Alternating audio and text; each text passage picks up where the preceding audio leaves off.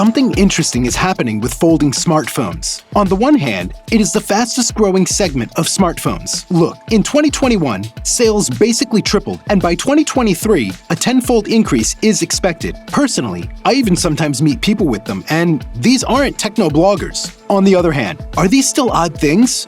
Or not? Let's take the new Samsung Fold 3. It's bulky, with two ridiculous screens. Personally, I just don't get it all. At the same time, the Galaxy Z Flip 3 is released, a compact folding smartphone with flagship hardware for the first time and most importantly, at a relatively reasonable price. This is less than the top Galaxy S21 Ultra, which does not fold and is on par with the standard S21. And in my opinion, this is the case when a folding smartphone isn't mind-boggling but simply says, "Try me." Therefore, I tried it for almost a month, and now I will tell you about my impressions. What's cool, what's not cool, what's with the battery, what's with the camera, and what's with the folding. This is Droider, I'm Boris and Valery. Let's get into it.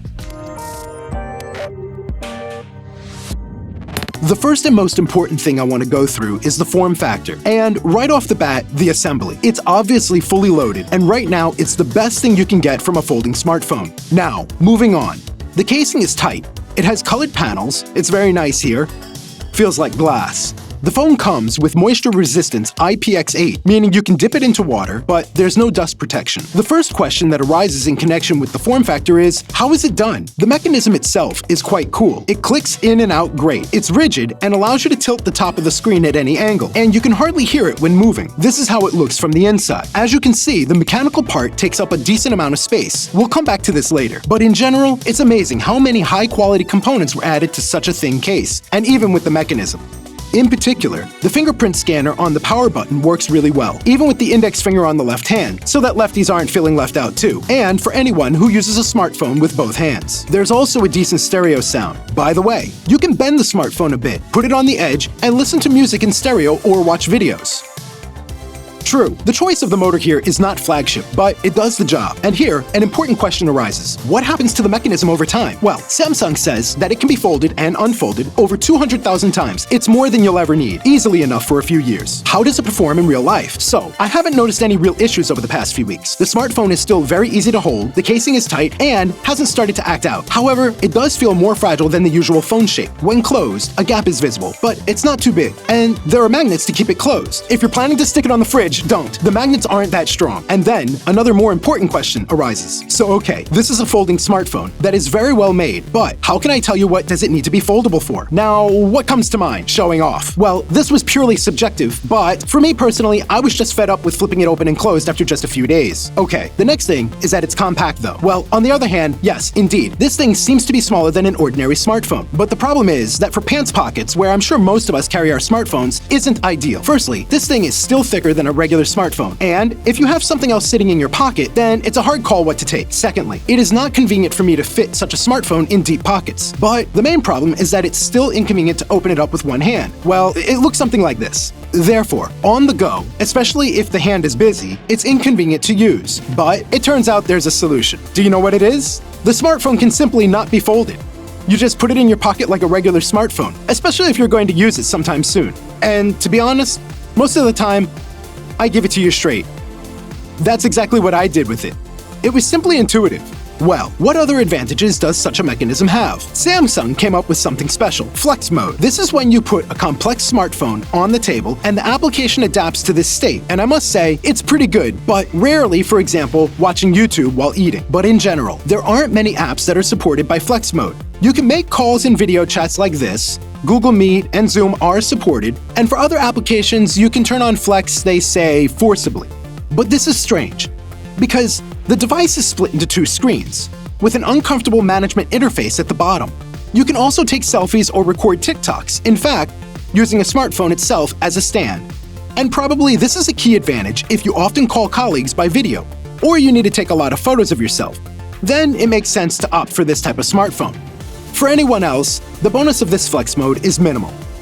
But let's talk about the folding screen itself. There's a lot of interesting stuff here too. Firstly, this is a screen that has a factory film. If you remember the stories about the first generation of Samsung folding smartphones, it's better not to go there. And the problem is that it doesn't look stylish, especially from above in the area of the front camera. In its defense, I will say that the screen was not scratched in a month, despite the fact that I often left the phone unfolded. Secondly, the screen is 120 Hz, which is in theory, but in practice, the software combined with the processor, however, we'll come back to this later. Thirdly, the aspect ratio of the smartphone is narrow, and the screen is stretched to its proportions of 22:9, as opposed to say 19.5:9 for an iPhone or Pixel. And here you can see some issues with social media feeds. For example, Instagram can fit almost 2 photos instead of 1.5 on a regular smartphone. Then there's this bumper along the edges, which, of course, is made for protection. By the way, it's glued into place. That's it. And it seems to be nothing, but because of them, using gestures in the interface is not very convenient. And of course, the crease, it's still there. I think we will not get rid of wrinkles in folding smartphones for a long time. But of course, you get used to it, and visually it's not visible from all angles. It also felt really strong, but not always. And by the way, that's the crease. The screen looks disassembled. Interesting. And that's not all the amazing things about this smartphone. For people who are still going to fold it, unlike me, they came up with a second screen, external. It has become larger than in the first version of the device. This is a plus. You can customize cute animations on it, and there are several built-in widgets, but additional ones can't be added. Perhaps the most useful application is the use of the screen when photographing yourself with the main cameras. You can even press the power button twice and the camera will start. But there's a problem here. Firstly, when taking a picture, not the whole frame is visible. It's cropped by the screen, and secondly, when saving a photo, it's cropped into a third format, square. As a result, I personally used an external screen a couple of times to switch music. By the way, enthusiasts have also come up with a hack for special enthusiasts that allow you to run any applications on this screen. Awesome. And here we come to the most painful thing in the smartphone, performance. And you may ask, why painful? Finally, the top Snapdragon 888 was installed in the smartphone. And yes, indeed, if we launch Geekbench, we'll get really good numbers. They're even better than the Mi 11, which has the same chip. I'll tell you more. Even while gaming, it's quite normal to play with this smartphone, but not for a long time. If we run a throttling test, we will see that at about the 20th minute, something went wrong. And that's about all you want to know about the performance of this smartphone. Quite often, you run different applications where responsiveness is key, and after some time it begins to warm up and sometimes it even lags. But not really lag. You can just see that 120 Hz quickly becomes 50 Hz and sometimes even 30 to 40 Hz. And that's why a device, which cost almost $1,000, doesn't always, unfortunately, feel smooth, even though I would have liked it to be better. It is clear that this is due to the thin case in which all the components stuck to each other, and there was simply no place for a sensible cooling system, which is quite necessary for a Snapdragon 888. And you know, the problem is that cooling is not the only thing that didn't fit in this smartphone. A large battery didn't fit in here yet. And the lifetime in this smartphone, in my experience in general, is a nightmare. There are 2 batteries here. They're small, a bigger one at the bottom and a smaller one at the top. The screen's operating time rarely reached 4 hours, but mostly fluctuated around 3 hours and sometimes was as low as 2.5 hours. 2.5 hours of screen time in 2021 in a smartphone. But the smartphone was put on wireless charging, and there's even reversible wireless charging, but in general, friends, you shouldn't do that with this battery. Well, the camera I saved for last because it doesn't create any special emotions. It's double, wide, and ultra-wide. It shoots well, but not at the top flagship level. Basically, there's not enough dynamic range. Sometimes it squeezes the shadows and sometimes it over-highlights the tops. But in simple conditions, it works out very well. It all looks like this. As a result, Samsung tried making a folding smartphone in which there will be practically no serious compromises. And in my opinion, this is the best attempt so far. It still hasn't worked to completion yet. Of course, for this money, I want a cooler camera. And I also want a smartphone to survive at least until 6 o'clock in the evening. But most importantly, you need to improve the main feature, the folding mechanism. Come up with more stuff that will be useful to people and make it possible to use it with one hand. Otherwise, it still somehow lands in the category of smartphones for show-offs and the wow effect. And that's it. Write in the comments what smartphone you would like us to test for a long time. And in order not to miss anything, hit the bell.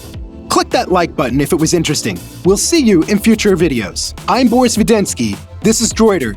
See you in the future.